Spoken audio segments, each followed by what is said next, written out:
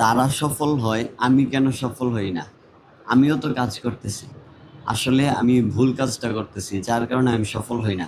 সবকিছু একটা সিস্টেমের মধ্যে চলে। কারো চিন্তা কাউকে ধ্বংস করে, আর কারো চিন্তা কাউকে সফল করে। কার চিন্তা কারে ধ্বংস করে আর কার চিন্তা কারে সফল করে, এটা একটু পরে বুঝতে পারবেন। তার আগে এই জিনিসটা বুঝাই যে চিন্তা আসলে কিভাবে কাজকে প্রভাবিত করে। আপনি একটা কাজ করবেন, প্রথম আপনার মাথায় এটা চিন্তা আসে, তখন আপনি এটার আরো পরিকল্পনা করেন, পরিকল্পনা করে অ্যাকশন নেন, অ্যাকশন থেকে আসে পরে ফলাফল।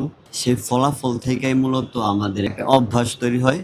সে অভ্যাস আমাদের জীবন মান নির্ণয় করে। মূল জায়গাটা কিন্তু এই চিন্তা। আমি যদি একটা ভুল চিন্তা করি, তাহলে এই ভুলভাবে আমি এটারে পরিকল্পনা করবো, ভুল অ্যাকশন নিবো, ভুল হ্যাবিটস আমার তৈরি হইব, তারপর আমার জীবনটাই ভুলে বেড়ে যাবে। একটা ধারালো চাকু দিয়া কেউ চাইলে ফল কাটতে পারে, সবজি কাটতে পারে, আবার অনেকে চাইলে অনেক কিছুই করতে পারে। আপনি যদি আপনার চিন্তারে শুধুমাত্র সঠিক কাজে ব্যবহার করেন, এটা দিয়ে আপনি বিশ্ব জয় করতে পারবেন। বিলিভ মি, বিশ্ব জয় করতে পারবেন। আমি একটা বাস্তব উদাহরণ দিই। গত রোজার ঈদে আমি আমার ফুফাতো ভাইয়ের বিয়েতে গেছিলাম। তো বিয়ে থেকে আসার সময় কেমন যেন একটা ফিল হইতেছিল যে আমার কারোর সাথে ঝামেলা হয়ে যাব, বা কারোর সাথে যদি ঝামেলা হয় এটা কেমনে ডিল করবো, মানে এইসব চিন্তা করতেছিলাম।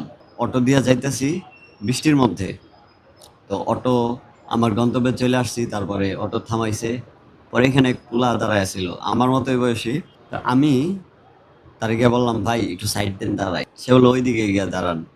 আমি বললাম, কে ভাই, এনে দাঁড়াইলে সমস্যা কি? মানে সেও তেরামি করতেছে, আমিও তেরামি করতেছি।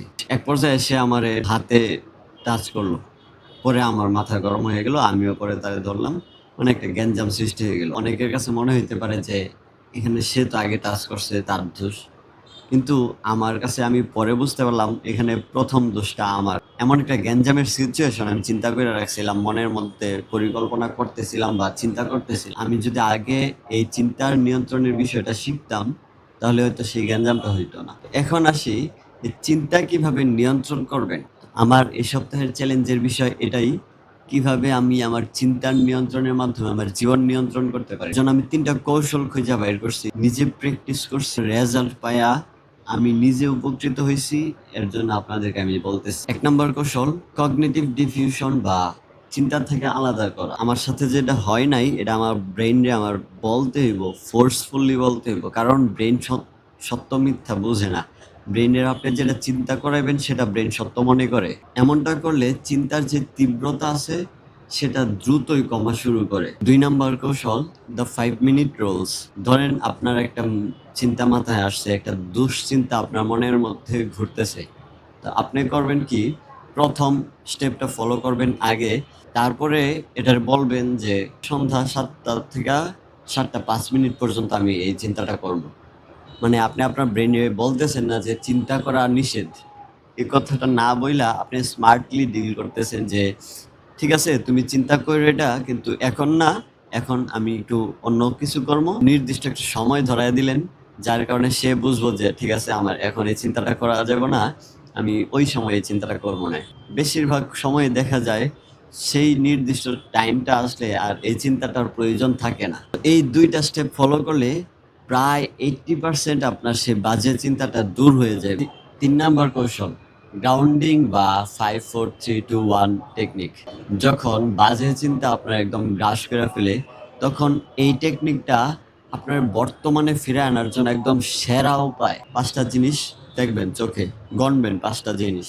4 মানে ৫টা জিনিস আপনি হাত দিয়া ধরবেন, ৩টা জিনিস আপনি শুনবেন, ২টা জিনিসের আপনি ঘ্রাণ নেওয়ার চেষ্টা করবেন। তারপর একটা জিনিস আপনি স্বাদ নিবেন, বা আপনি সেই জিনিসটা নিয়ে একটু গবেষণা করতে পারেন, একটু চিন্তা করতে পারেন ভালোভাবে, পজিটিভ ভাবে।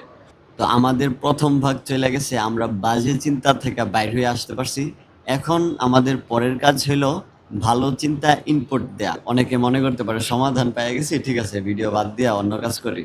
যারা আছেন তারা এখন সেরা মুহূর্তটা পাইবেন ইনশাল্লাহ। তো এই বাজে চিন্তাগুলা বাদ দেওয়ার পরে আমরা যদি মনে করি যে না, আমি তো এখন আর বাজে চিন্তা করতেছি না, তো এভাবে যদি আপনি থাকেন, ভালো চিন্তার ইনপুট না দেন, তাহলে ধীরে ধীরে আবার সেই বাজে চিন্তা আপনার আঁকড়ায় ধরবো। ধরেন একজন কৃষক তার ক্ষেতে কোনো ফসল ফলায় নাই, তাহলে কি সেই ক্ষেতটা একদম খালি পড়ে থাকবো? আপনার কাছে মনে হতে পারে হ্যাঁ খালি তো পড়ে থাকবো। না, খালি পড়ে থাকবো না। সেখানে আগাছা জন্মাইবো।